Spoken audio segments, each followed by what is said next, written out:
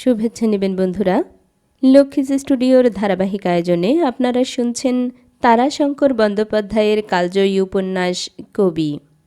আজ আপনারা শুনতে যাচ্ছেন কবি উপন্যাসের নবম এবং দশম অঙ্ক নিয়ে ষষ্ঠ পরিচ্ছদ।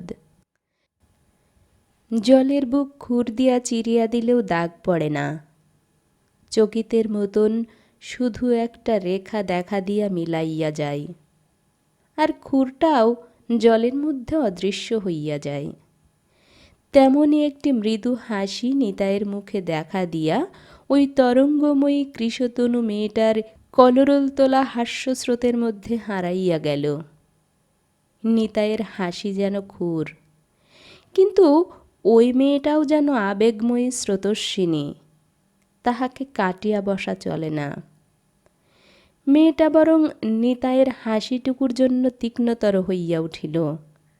সে কিছু বলিতে যাইতেছিল, কিন্তু তাহার পূর্বেই নিতাই সবিনয়ে সমস্ত দলটিকে আহ্বান জানাইয়া বলিল, আসুন আসুন আসুন। নিতাই বাড়ির মধ্যে আগাইয়া গেল। সকলে তাহাকে অনুসরণ করিল। নিতাইয়ের বাসা রেলওয়ে কুলি ব্যারাক। লাইন কনস্ট্রাকশনের সময় এখানেই ছিল ইঞ্জিনিয়ারিং বিভাগের বড় অফিস। তখনকার প্রয়োজনে এই সমস্ত ব্যারাক তৈয়ারি হইয়াছিল। এখন সব পড়িয়াই আছে। দিব্য তক্তকে সিমেন্ট বাঁধানো খানিকটা বারান্দা, এক টুকরো বাঁধানো আঙ্গিনা, সেই দাওয়া ও আঙ্গিনার উপরেই দলটি বসিয়া পড়িল। দলটি একটি ঝুমুরের দল। বহু পূর্বকালে ঝুমুর অন্য জিনিস ছিল, কিন্তু এখন নিম্ন শ্রেণীর বেশ্যা গায়িকা এবং কয়েকজন যন্ত্রী লইয়াই ঝুমুরের দল। আজ এখান কাল সেখান করিয়া ঘুরিয়া বেড়ায়, গাছতলায় আস্তানা পাতে। কেহ বায়না না করিলেও সন্ধ্যার পর পথের ধারে নিজেরাই আসর পাতিয়া গান বাজনা আরম্ভ করিয়া দেয়। মেয়েরা নাচে গায় অশ্লীল গান। ভন ভন মাছির মতো এ রসের রসিকরা আসিয়া জমিয়া যায়। আসরে কিছু কিছু পেলাও পড়ে। রাত্রির আড়াল দিয়া মেয়েদের দেহ ব্যবসাও চলে। তবে ইহাই সর্বস্ব নয়। পুরাণের পালা গানও জানে, তেমন আসর পাইলে সে গানও গায়। যন্ত্রীদের মধ্যে নিতাইয়ের ধরনের দুই একজন কবিয়ালও আছে। প্রয়োজন হইলে কবিগানের পাল্লায় দোয়ারকিও করে, আবার সুবিধা হইলে নিতাইয়ের মতো কবিয়াল সাজিয়াও দাঁড়ায়। দলটি ঘরে ঢুকিয়া উঠানে দাঁড়াইয়া বলিল, বাহ! গাছতলায় পথের ধারে আস্তানা পাতিয়া যাহারা অনায়াসে দিনরাত্রি কাটাইয়া দেয়, এমন বাঁধানো আঙিনা ও দাওয়া পাইয়া তাহাদের কৃতার্থ হইবার কথা। কৃতার্থই হইয়া গেল তাহারা। খুশি হইয়া তালপাতার চাটাই বিছাইতে শুরু করিল। দীর্ঘ কৃশতনু মুখরা মেয়েটি কেবল সিমেন্ট বাঁধানো দাওয়ার উপর উঠিয়া শটান উপুড় হইয়া শুইয়া পড়িল। ঠান্ডা মেঝের উপর মুখখানি রাখিয়া শীতল স্পর্শ অনুভব করিয়া বলিল, আহ!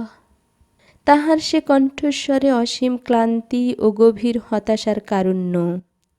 সে যেন আর পারে না। বসুন! মেয়ের মধ্যে একজন প্রৌঢ়া আছে, দলের কর্ত্রী। সেই বলিয়া উঠিল, বসুন, জ্বর গায়ে ঠান্ডা মেঝের উপর শুলি কেনে, ওঠ ওঠ। মেয়েটির নাম বসন্ত। বসন্ত সে কথার উত্তর দিল না। কণ্ঠস্বর একটু উচ্চ করিয়া বলিল, কই হে, ওস্তাদ না ফোস্তাদ, চা দাও ভাই। নিতাই চায়ের জল তখন চড়াইয়া দিয়াছে। সে বলিল, এই আর 5 মিনিট। কিন্তু তোমার জ্বর হয়েছে, তুমি ঠান্ডা মেঝের উপর শুলে কেন? একটা কিছু পেতে দেবো, মাদুর? বসন্ত চোখ মেলিল না। চোখ বুজিয়াই খিলখিল করিয়া হাসিয়া উঠিল। বলিল, ওলো, নাগর আমার পিড়িতে পড়েছে। নাগর শুধু নাগর নয়, পথের নাগর। দেখবা মাত্র প্রেম, দরদ একেবারে গলায় গলায়। সঙ্গে সঙ্গে তাহার তরুণী সঙ্গিনীর দলও খিলখিল করিয়া হাসিয়া উঠিল। ঠাকুরঝির সেই নতুন মগটিতে চা ঢালিয়া নিতাই সেই মগটি বসন্তের মুখের সম্মুখে নামাইয়া দিয়া বলিল, বুঝে খেও, চায়ের সঙ্গে যোগবশের রস দিয়েছি। কবিয়াল নিতাই রসের কারবারি। রসিকতার এমন ধারালো প্রতিদ্বন্দ্বিতার পাত্র পাইয়া সে মুহূর্তে মাতিয়া উঠিল। চায়ের গন্ধ পাইয়া ও স্টিলের মগের শব্দ শুনিয়া তৃষ্ণার্তের মতো আগ্রহে বসন্ত ইতোমধ্যেই উঠিয়া বসিয়াছিল। সে মুখ মচকাইয়া হাসিয়া নিতাইয়ের মুখের দিকে বড় বড় চোখ দুইটা মেলিয়া চাহিয়া বলিল, বলো কি না গোর, পিড়িতে কুলোল না, শেষে যোগবশ। অপর সকলকে চা পরিবেশন করিতে করিতে নিতাই গান ধরিয়া দিল। প্রেম ডুরি দিয়ে বাঁধতে নাড়লেম হাই, চন্দ্রাবলীর সিঁদুর শ্যামের মুখচাঁদে। আর কি উপায় বৃন্দে, এবার এনে দে বশীকরণ লতা, বাঁধব ছাদে ছাদে। গানটা কিন্তু নিতাইয়ের বাধা নয়, নিতাইয়ের আদর্শ কবিয়াল তারণ মোড়লের বাধা গান নিতাইয়ের মুখস্থ ছিল। ঝুমুর দলের মেয়ে, সমাজের অতি নিম্নস্তর হইতে ইহাদের উদ্ভব। আক্ষরিক কোনো শিক্ষাও নাই, কিন্তু সঙ্গীত ব্যবসায়িনী হিসেবে একটা অদ্ভুত সংস্কৃতি ইহাদের আছে। পালা গানের মধ্য দিয়া ইহারা পুরাণ জানে, পৌরাণিক কাহিনীর উপমা দিয়া ব্যঙ্গশ্লেষ করিলে বুঝিতে পারে, প্রশংসা সহানুভূতিও উপলব্ধি করে। নিতাইয়ের গানের অর্থ বসন্ত বুঝিতে পারিল। তাহার চোখ দুইটা একেবারে শানিত খুরের মতো ঝকমক করিয়া উঠিল, কিন্তু পরক্ষণেই মুখ নামাইয়া চায়ের কাপে চুমুক দিল। পুরুষ দলের একজন বলিল, ভালো ওস্তাদ, ভালো। অন্যজন সায় দিল, হ্যাঁ ভালো বলেছ ওস্তাদ। হ্যাঁ। ভ্রু কুঞ্চিত করিয়া অন্য একটি মেয়ে বলিল, হ্যাঁ ময়না বলে ভালো। নিতাইয়ের গানের অন্তর্নিহিত ব্যঙ্গ একা বসন্ত নয়, মেয়েদের সকলেরই গায়ে লাগিয়াছিল। সঙ্গে সঙ্গে বসন আবার বলিয়া উঠিল, উনুন ঝাড়া কালো কয়লা, আগুন তাতে দিপি দিপি, স্যাকা লাগে। নিতাই হাসিয়া বলিল, না ভাই, স্যাকা কি দিতে পারি? আর তোমার সঙ্গে আমার কি পীড়িত হয় না হতে পারে? তুমি ফোটা ফুল, আমি ধুলো, ফুলের পথের নাগর তো ধুলো, বলিয়াই গুনগুন করিয়া ধরিয়া দিল। ফুলেতে ধুলাতে প্রেম হয় না কো ফুল ফোটার কালে, ফুল ফোটে সই আকাশ মুখে, চাঁদের প্রেমে হেলে দুলে। ধুলা থাকে মাটির বুকে, চরণতলে অধোমুখে, ফুল ঝরিলে কার বুকে, সেই লেখা তার পোড়া কপালে। বলো বটে কি না? বসন্ত বিস্ফোরিত দৃষ্টিতে তাহার দিকে চাহিয়া রহিল। লোকটা কি? প্রৌঢ়া বিচারকের মতো স্মিত হাসি হাসিয়া বলিল, তা তোদের হলো বাছা, জবাব তোরা দিতে নারলি? তা বাবা কি এসব গান মুখে মুখে বেঁধে সুর দিয়ে গাইছ? নিতাই সবিনয়ে বলল, খানিক আধেক চেষ্টা করি, দু চারটে আসরে কবি গানও করেছি। গানটা আমার বাধাই বটে। প্রৌঢ়া বলিল, পদখানি তো বড় ভালো বাবা। নিতাই হাত জোড় করিয়া কপালে ঠেকাইয়া বলিল, তার দয়া। বসন্ত কোনো কথা বলিল না। চাটুকু নিঃশেষে পান করিয়া মগটা নামাইয়া দিয়া আবার সে লুটাইয়া শুইয়া পড়িল।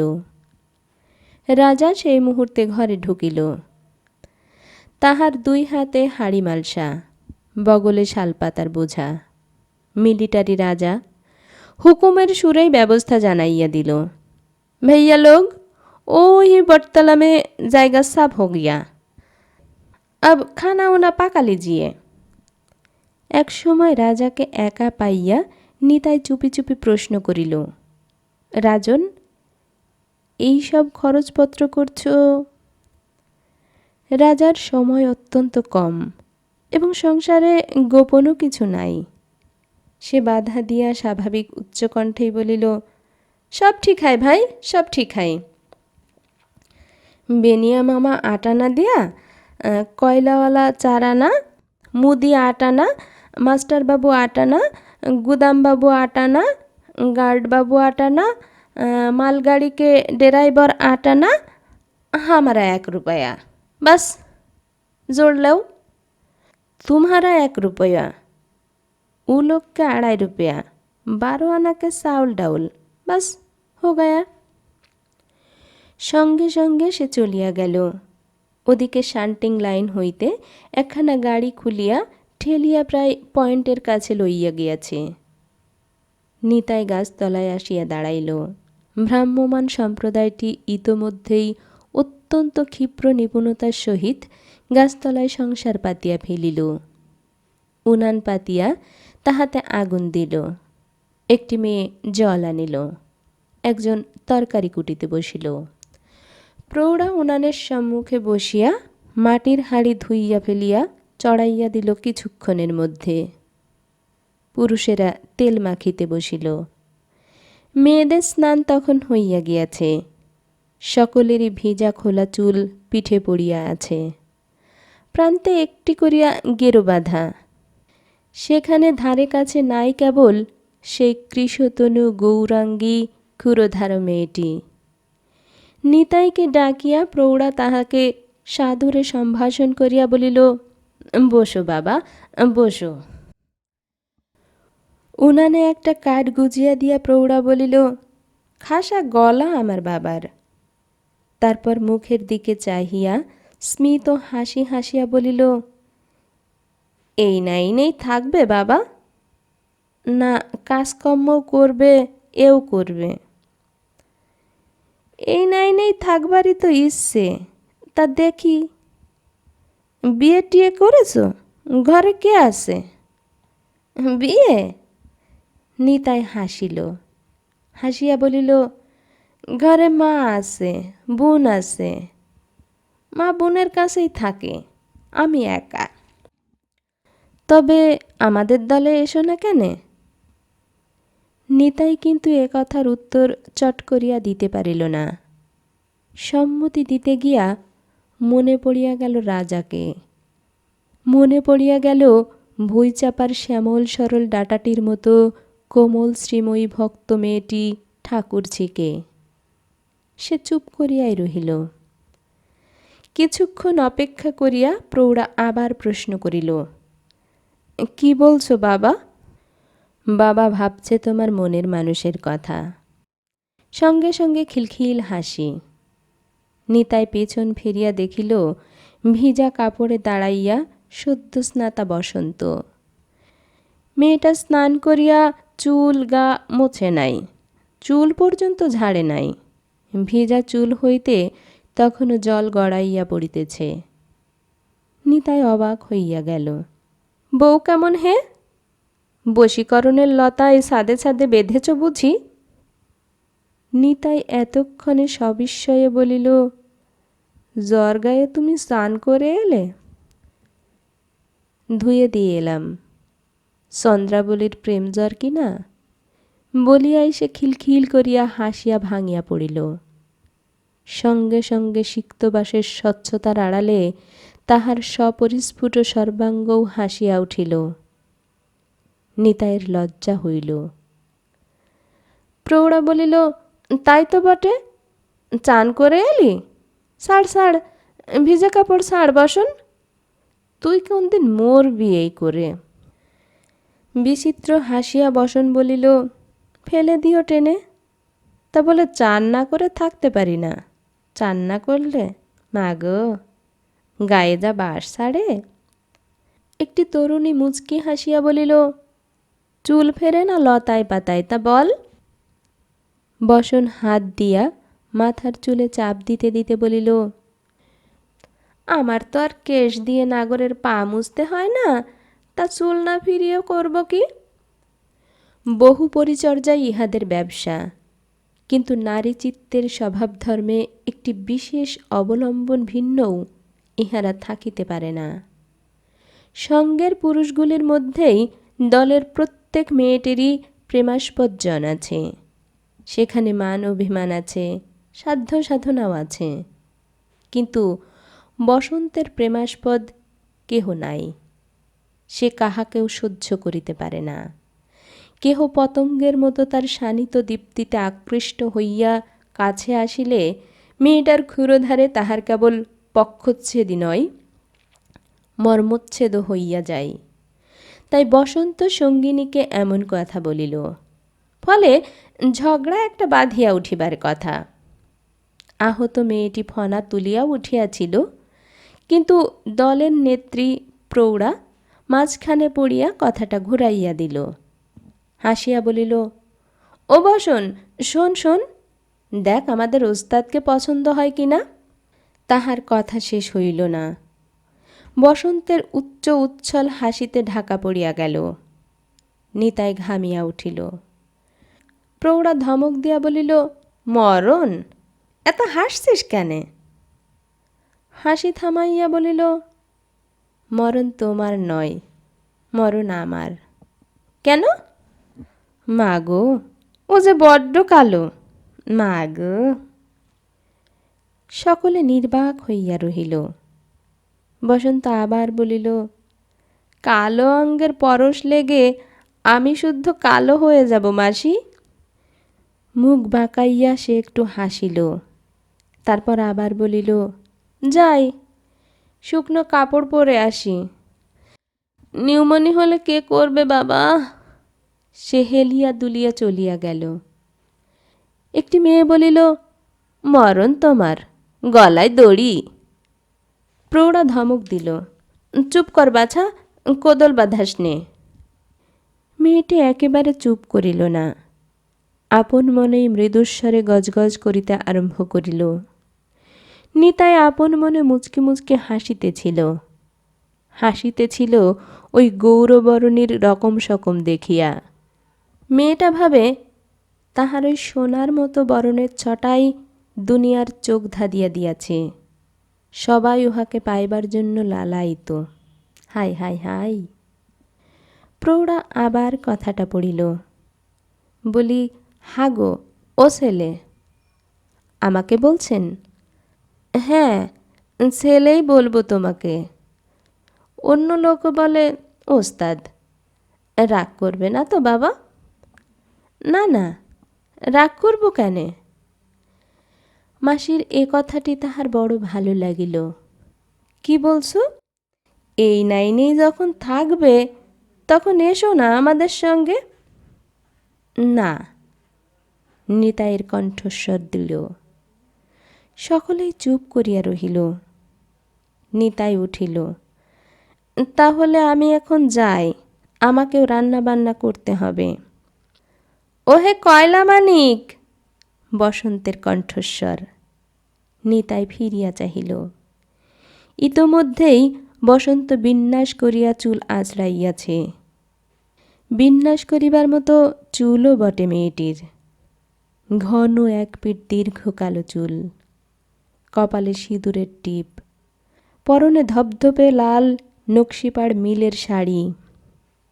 বসন্ত হাসিয়া বলিল, তোমার নাম দিয়েছি ভাই কয়লা মানিক, কালো মানিক কি বলতে পারি? সে হাত জোড় করিয়া কালো মানিককে প্রণাম করিল।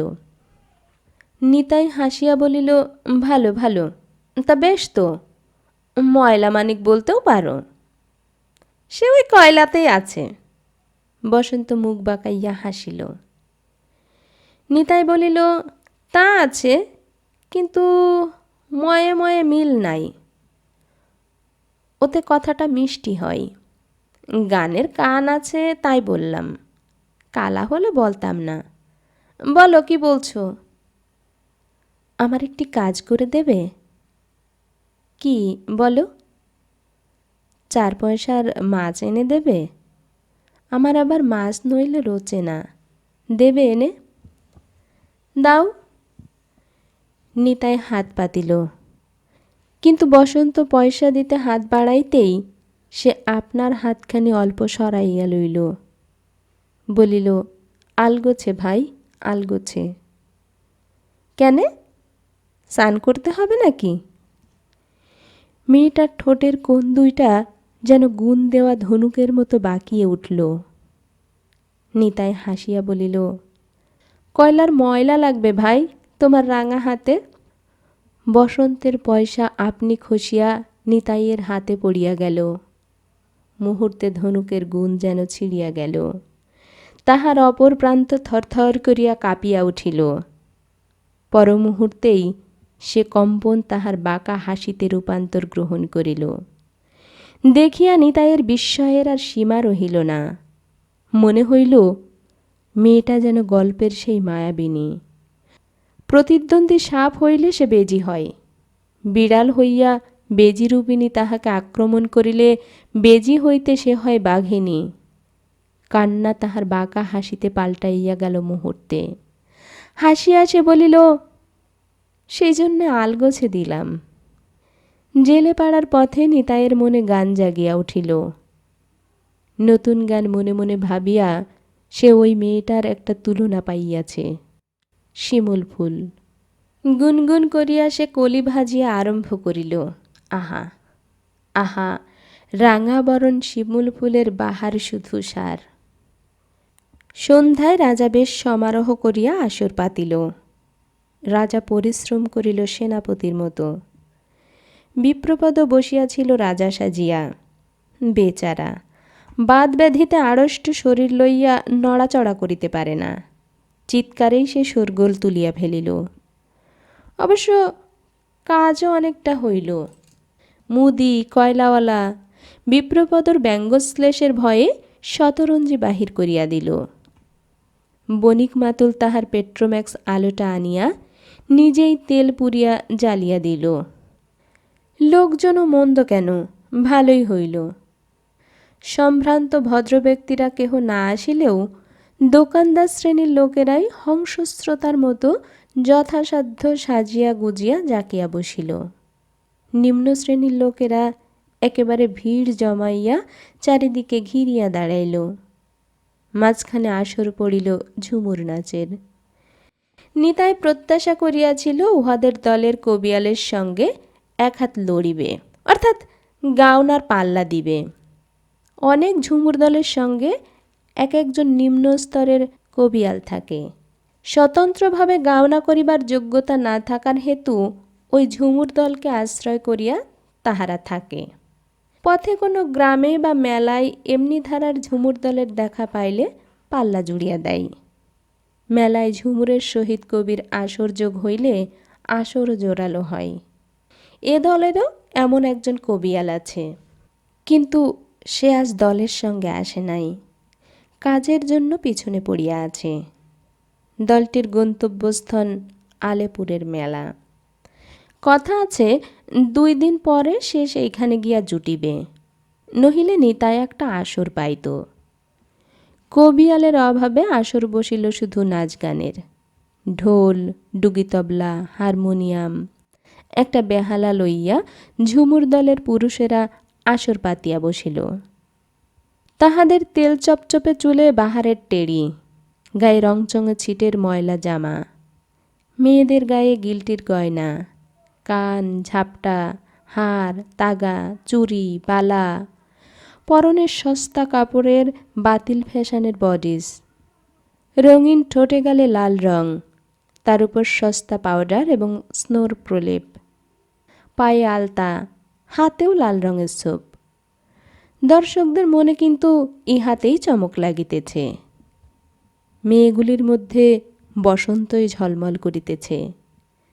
মেয়েটার সত্যই রূপ আছে, তার সঙ্গে রুচিও আছে। মেয়েটা সাজিয়াছে বড় ভালো। কবিয়াল নিতাই ফর্সা কাপড় জামার উপর চাদরখানি গলায় দিয়া ঝুমুর দলেরই গা ঘেঁষিয়া বসিল।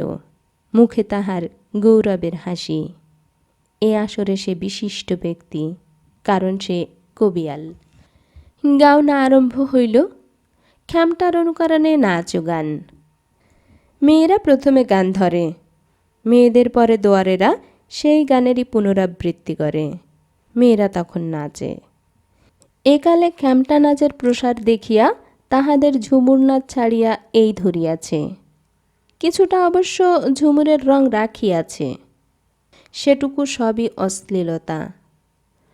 প্রৌঢ়া মধ্যস্থলে পানের বাটা লইয়া বসিয়াছিল। সে নিতাইকে বলিল, বাবা তুমিও ধরো। নিতাই হাসিল, কিন্তু দোয়ারদের সঙ্গে সে গান ধরিল না। প্রথম গানখানা শেষ হইতেই মেয়েরা বিশ্রামের জন্য বসিল। সঙ্গে সঙ্গে নিতাই উঠিয়া পড়িল। কবিয়ালের ভঙ্গিতে চাদরখানা কোমরে বাঁধিয়া সে হাত জোড় করিয়া বলিল, আমি একটি নিবেদন পাই। চারিদিকে নানা কলরব উঠিয়া পড়িল। সং নাকি? বাস বাস। এই নিতাই! একজন রসিক বলিয়া উঠিল, গোপ কামিয়ে এসো।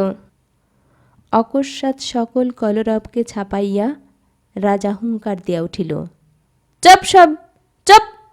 বিপ্রপদ একটা ধমক ছাড়িল, এই ওই! সকলে চুপ করিয়া গেল। নিতাই সুযোগ পাইয়া বলিল, আমি এক পদ গাইব আপনাদের কাছে। লাগাও ওস্তাদ লাগাও। রাজার কণ্ঠস্বর। নিতাই গান ধরিয়া দিল। বা হাতটি গালে দিয়া ডান হাতটি মুখের সম্মুখে রাখিয়া অল্প ঝাঁকিয়া আরম্ভ করিয়া দিল, আহা রাঙা বরণ শিমুল ফুলের বাহার শুধু সার, ওগো সখী দেখে যা বাহার। কলিটা প্রথম দফা গাহিয়া ফের তার সময় সে হাতে তালি দিয়া তাল দেখাইয়া বলিল, এই এই এই বাজাও তবলাদার।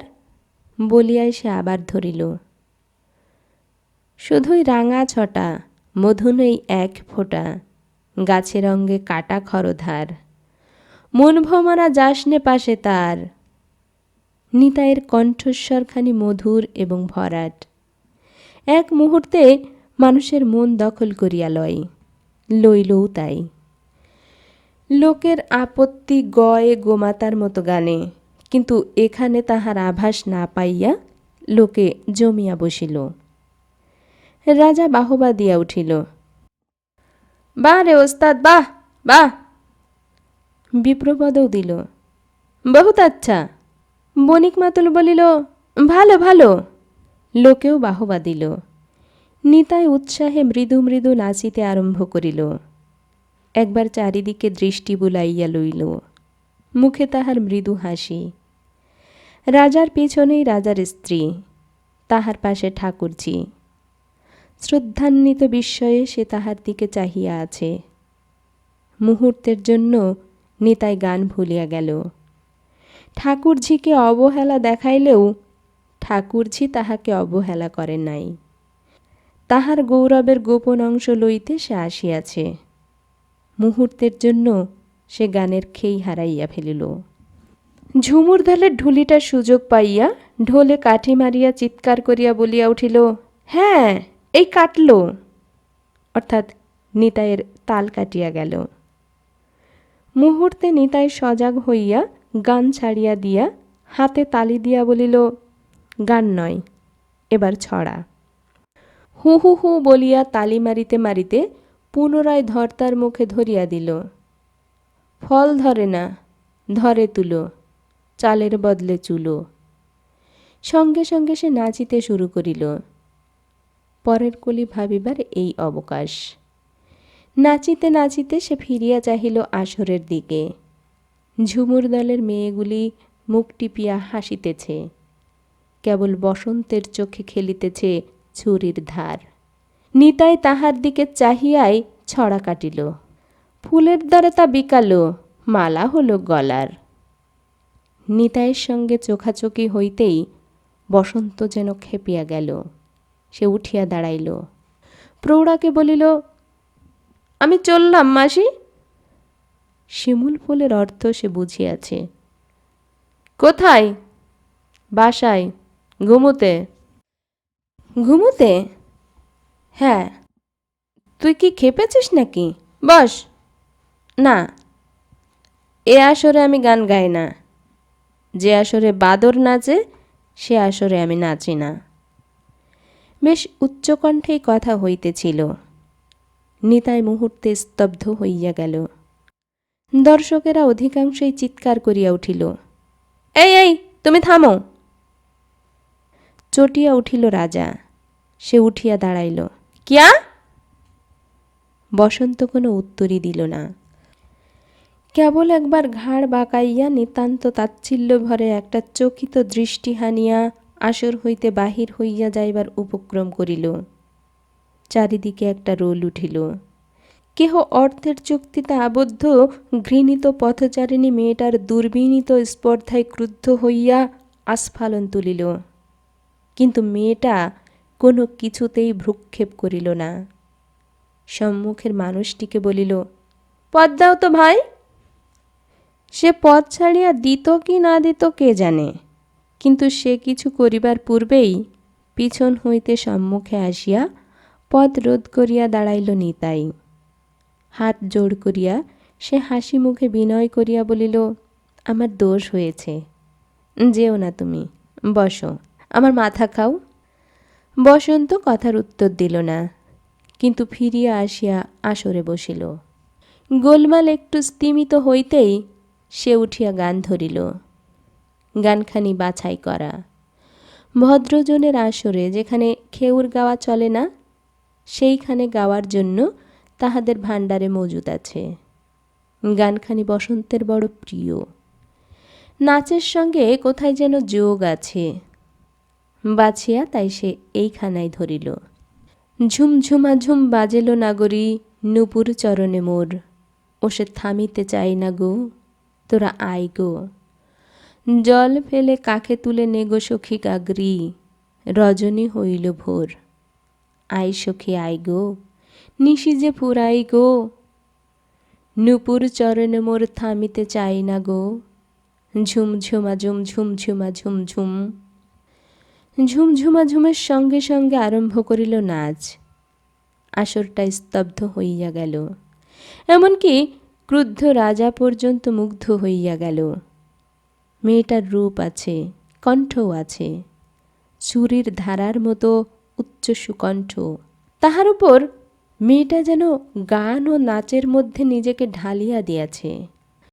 দ্রুত হইতে দ্রুততর তানে লয়ে সঙ্গীত ও নৃত্য শেষ করিয়া মুহূর্তে একটি পূর্ণচ্ছেদের মতো স্থির হইয়া দাঁড়াইল। এতক্ষণে আসরে রব উঠিল, বাহবার রব। চারিদিক হইতে পেলা পড়িতে আরম্ভ হইল। পয়সা, আনি, দোয়ানি, সিকি, দুটি আধুলি। দোকানি ঘনশ্যাম দত্ত একটা টাকায় ছুড়িয়া দিল। মেয়েটার সেদিকে লক্ষ্য করিবার বোধ হয় অবসর ছিল না। তাহার সর্বাঙ্গে ঘাম দেখা দিয়াছে। বুকখানা হাঁপড়ের মতো হাঁপাইতেছে। গৌরবর্ণ মুখখানা রক্তোচ্ছ্বাসে ভরিয়া উঠিয়াছে। প্রৌঢ়া নিজে উঠিয়া পেলাগুলো কুড়াইয়া লইল। চারিদিক হইতে রব উঠিল, আর একখানা, আর একখানা। নিতাই বসন্তের দিকে চাহিল। চোখে চোখে চোখ মিলিতেই নমস্কার করিয়া সে তাহাকে অভিনন্দিত করিল। প্রৌঢ়া বসন্তের গায়ে হাত দিয়া বলিল, ওঠ। কিন্তু সঙ্গে সঙ্গেই শিহরিয়া উঠিল। এ কি বসন, জ্বর যে আজ অনেকটা হয়েছে।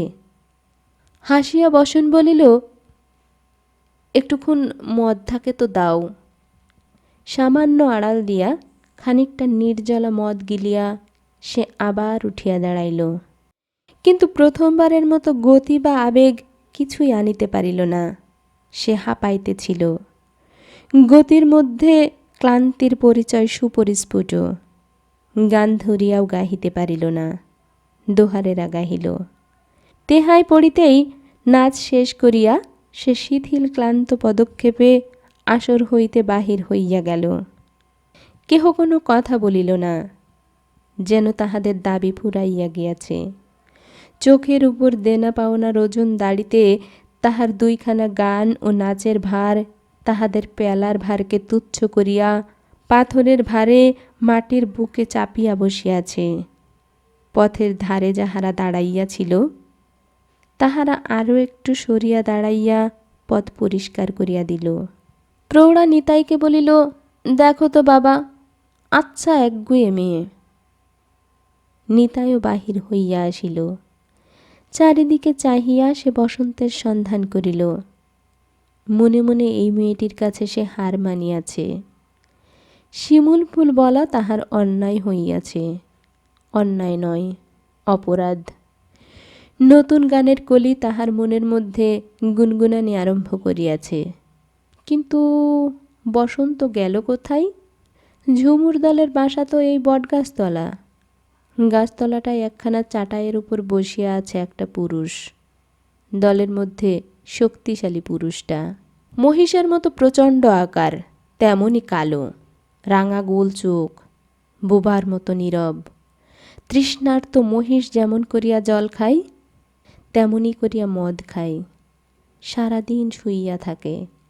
সন্ধ্যার পর হইতে পড়ে তাহার জাগরণের পালা। আগুন জ্বালিয়া আগুনের সম্মুখে বসিয়া লোকটা জিনিসপত্র আগলাইতেছে। সেখানে নিতাই দেখিল বসন্ত নাই। সে জ্যোৎস্না আলোকিত চারিদিকে দৃষ্টি প্রসারিত করিল। এ কি? তাহার বাসার দরজায় কজন লোক দাঁড়াইয়া কেন? সে আগাইয়া আসিয়া প্রশ্ন করিল, কে? আমরা। নিতাই চিনিল, ব্যাপারী কাশেদ শেখের ছেলে, নয়ন ওরফে ননাইয়ের দল। সে প্রশ্ন করিল, কি এখানে কি? মেয়েটা তোর বাসায় এসে ঢুকেছে। এসেছে? তা তোমরা দাঁড়িয়ে কেনে? দলকে দল অট্টহাসি হাসিয়া উঠিল। নিতাই বলিল, যাও তোমরা এখান থেকে, নইলে হাঙ্গামা হবে। আমি রাজাকে ডাকবো, কনস্টেবল আছে, তাকে ডাকবো। নিতাই বলিল, যাও তোমরা এখান থেকে, নইলে হাঙ্গামা হবে। আমি রাজাকে ডাকবো, কনস্টেবল আছে, তাকেও ডাকবো। নয়ন শেখ নিতাইকে গ্রাহ্য করে না, কিন্তু রাজাকে গ্রাহ্য করে। সে তবুও বলিল, শোন না, তোকে বকশিস করব। নিতাই?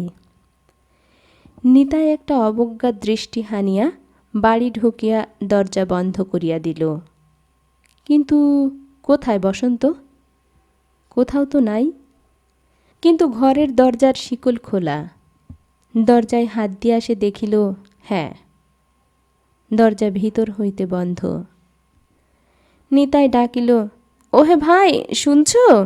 আমি। কে? তোমার কয়লা মানিক। কে? ওস্তাদ? ওস্তাদ কি ফোস্তাদ, যা বলো তুমি। এবার দরজাটা খুলিয়া গেল। নিতাই ঘরে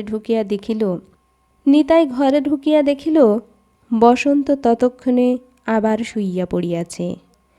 তাহারই বিছানাটি পাড়িয়া দিব্য আরাম করিয়া শুইয়াছে।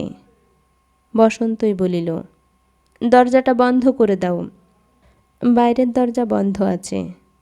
পাঁচিল টপকে ঢুকবে ভাই, বন্ধ করো। বসন্ত ক্লান্ত, অথচ বিচিত্র হাসি হাসিল। নিতাই তাহার কপালে হাত দিয়া চমকাইয়া উঠিল, এ কি? এ যে অনেকটা জ্বর। মাথাটা একটু টিপে দেবে? হাসিয়া নিতাই মাথা টিপিতে বসিল। বসন্ত হাসিয়া বলিল, না, তুমি ফোস্তাদও নও, ভালো ওস্তাদ। গানখানা কিন্তু খাসা, তোমার বাধা? হ্যাঁ, কিন্তু ও গানটা বাতিল করে দিলাম। কেন? চোখ বন্ধ করিয়াই বসন্ত প্রশ্ন করিল, ওটা আমার ভুল হয়েছিল। মেয়েটি কোনো উত্তর দিল না, শুধু একটু হাসিল। আবার নতুন গান বেঁধেছি। সে গুনগুন করিয়া আরম্ভ করিল, করিলকে ভুল হাই রে, মন মাতানো বাসে ভরে। করিলকে ভুল হাই রে, মন মাতানো বাসে ভরে দিয়ে বুক, করাত কাটার ধারে ঘেরা কেয়া ফুল। বসন্তর মুখে নিঃশব্দ মৃদু হাসি দেখা দিল। বলিল, তারপর? তারপর এখনো হয় নাই। গানটি আমাকে নিকে দিও। আমার গান তুমি নিকে নেবে, গাইবে? হ্যাঁ। জানালার দিকে চাহিয়া নিতাই বলিল, আজই শেষ করব। কে কে জানালার পাশ হইতে কে সরিয়া যাইতেছে? বসন্ত হাসিয়া বলিল, আবার কে? যত সব নরুকেদের দল। নিতাই কিন্তু ওই কথা মানিয়া বসিয়া থাকিতে পারিল না। তাড়াতাড়ি আসিয়া জানালার ধারে দাঁড়াইল। সে যাহা দেখিয়াছে সেই জানে। হ্যাঁ ওই যে হ্যাঁ ওই যে দুধবরণ কোমল জ্যোৎস্নার মধ্যে মানুষটি রেললাইনের দিকে চলিয়াছে, দ্রুত চলন্ত কাশফুলের মতো চলিয়াছে। মাথায় কেবল স্বর্ণবিন্দুটি নাই। ঠাকুরঝি। এই ছিল আজকের আয়োজন। এতক্ষণ সাথে থাকার জন্য ধন্যবাদ।